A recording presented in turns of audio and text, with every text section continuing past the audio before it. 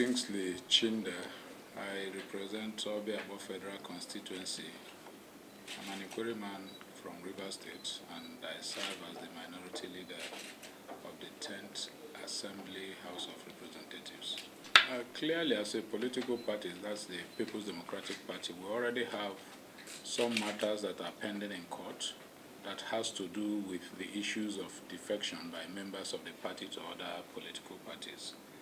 And I believe that justice will be done in these cases.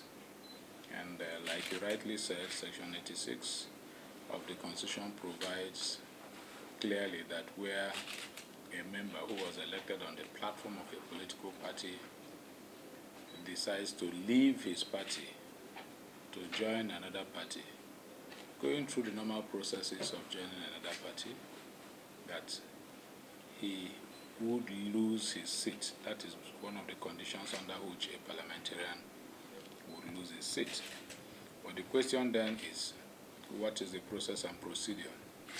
Is it by mere declaration by the Speaker? Or otherwise, can INEC sumotu conduct an election to fill such a seat? And I think that the consensus has been that where that happens, yes, as members will call attention of the public and the House to it. Particularly what I have seen happening, most of the members whose announcements are made on the floor, you find out that they have not gone through the normal process and procedure, which would even make it difficult for a law court to take a decision. What do I mean? The Constitution never mentioned defection. The Constitution expressly said where you are elected on the platform of a party and you become a member of another political party. So if you also followed my objection, one of the objections I raised is that, Mr. Speaker, you cannot even read that letter because this is not the appropriate place, unless there is clear evidence that the colleague is now a member, registration at your ward level, proper defection or registration to become a member of another political party from the ward level up to the state level, then you can notify us at the National Assembly. Although all those objections were overruled by Mr. Speaker in his wisdom, and most recently, he declined declaring the seat of any member vacant, and I'm sure his decision is hinged on the case of Abegunde, which the Supreme Court decided that the proper thing to do is to approach the court for such declaration. The party is very viable. The People's Democratic Party is very viable. Let me also tell you that in a large family, you have different characters, but that does not make the family unviable. You have people from different tints and different angles. And also in the game of politics, you have different interests, all in the same party. I think that it is just the chase and pursuit of interest is what is playing out. Also recall and remember that we are getting close to our party convention, which is coming up this year. So different groups are warming up for that convention. Members of the party will contest. Contesting amongst themselves does not mean that the party is in crisis, no. And I also tried to correct that impression on the floor of the House yesterday when it came up. The party is not in crisis. There are disagreements amongst members, but all that will end by the time we go to the convention and come out. We will all agree and then come out as one strong, indivisible force. Partially, I would say yes, because one of the problems we have in Nigeria today concerning our politics and democracy is that of ideology. We do not join political parties based on ideology. If it were so, it would be difficult for you to shift ground easily. And so that's one of the things that we think that as politicians and even as a country that is struggling to ensure we entrench democracy, that we must begin to teach party ideology. We also must begin to set up political parties based on ideology, not just manifesto. Because if you look at the manifesto of all the parties, they appear to be almost the same.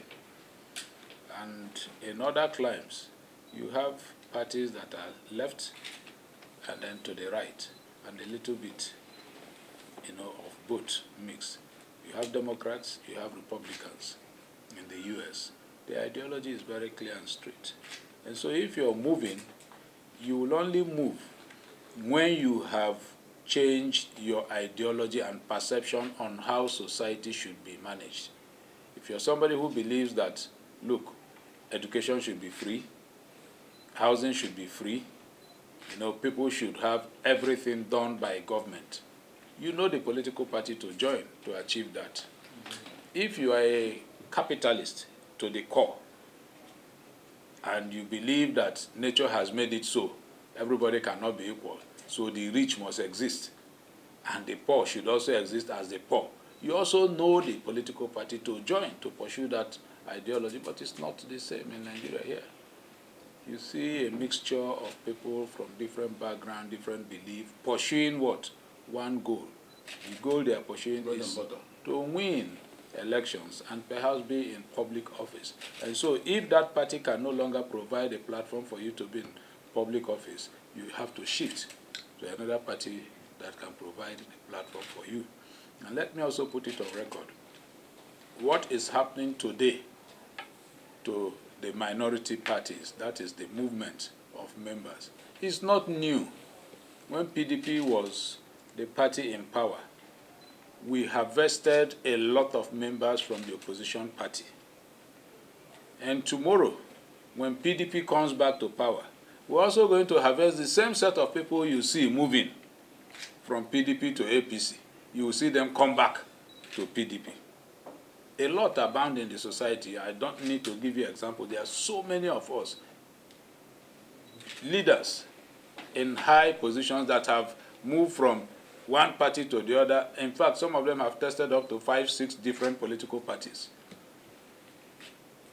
So it's not strange, but we must seek for a way to begin to ensure that we stop that from happening.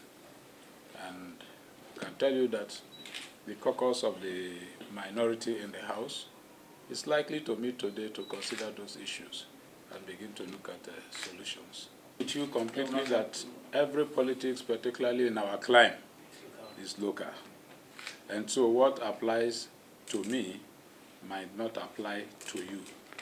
I give an example. One of our very strong members, Amos Magaji, who left, it's based on local politics. It's not that he wanted to jettison the party or he is no longer in tandem with us as his colleagues and friends. No, it's based on local politics. But however, what we want to achieve is to caution ourselves.